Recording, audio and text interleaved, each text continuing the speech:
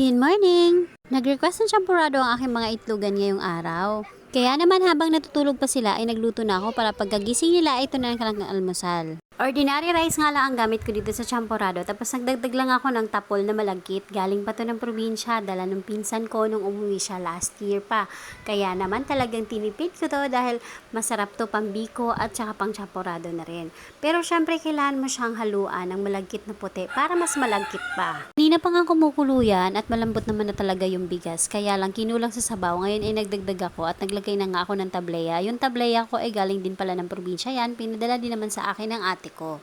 Nung matunaw na nga yung tableya na nilagay ko, naglagay na rin ako ng asukal at hihintayin ko na lang na medyo mag-dried out yung sabaw kasi medyo naparami talaga. Kaya ngayon naman ay hinaan ko na lang yung apoy at tatakpan ko muna hanggang sa lumapot.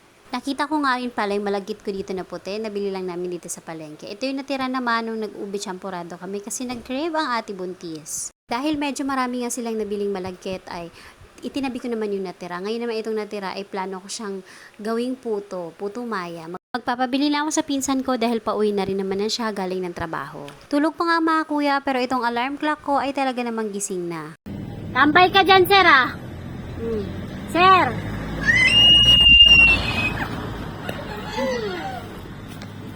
Ang mga ate, nakalaro niya kanina ang mga ate.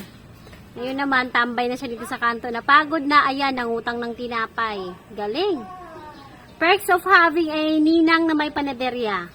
Anytime pwedeng mangutang. Chas. Ah.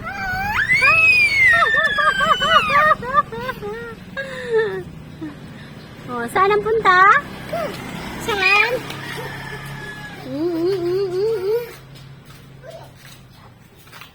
Saan punta, sir? Magre-repair ka rin ng aircon? Ngayon lang nakalabas at laging makulimlim. Kaya ngayon lang siya nakalabas ng kwarto. Tambay muna, pahangin. Sarap ng weather ngayon, hindi siya mainit. Hindi siya maulan.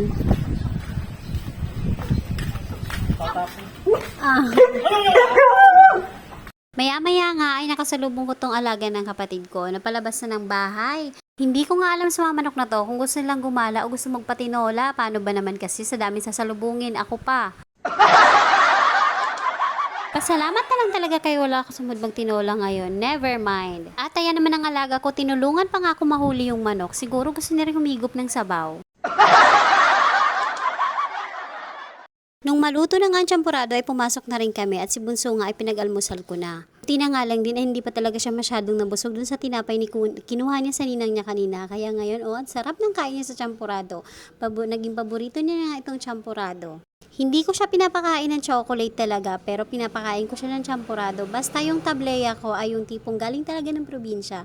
Kaya pag naubusan ako noon, nag-order talaga ako sa ate ko at ipapadala naman niya dito sa Maynila. Marami-rami na rin kasi ako na-order dito sa Maynila, pero talaga namang nakakadismaya kasi pagdating dito sa bahay hindi naman purong tableya o hindi talaga organic. Mas madalas pa nga ang nabibili ko ay talagang makikita mong napakaraming asukal, yung tipong pag tinunaw mo sa tubig ay namumuumuo. Ang pangit talaga ng quality. Kaya naman nung nalaman ko na meron dun sa ate ko yung purong tableya talaga, kaya kahit na wala silang online shop, talaga nagpapasadyan lang ako ng pabili kay ate at ipapadala na lang niya sa akin.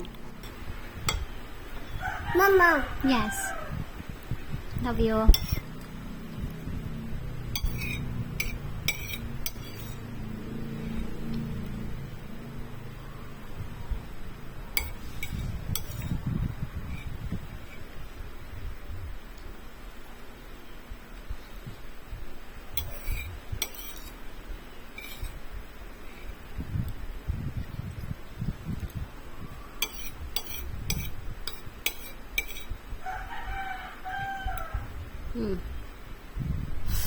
Musyo.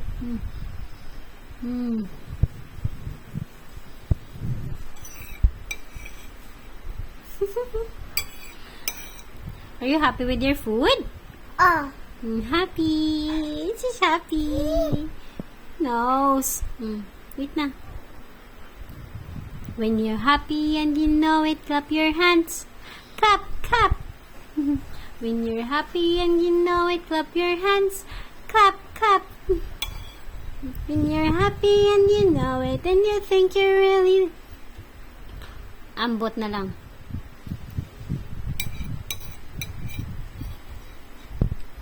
Wow!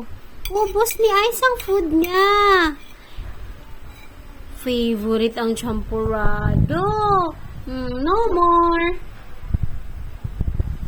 You want more? Opo. You want more? Kukuha pa ako. Ano na? Gusto mo pa? Okay na tayo. Okay.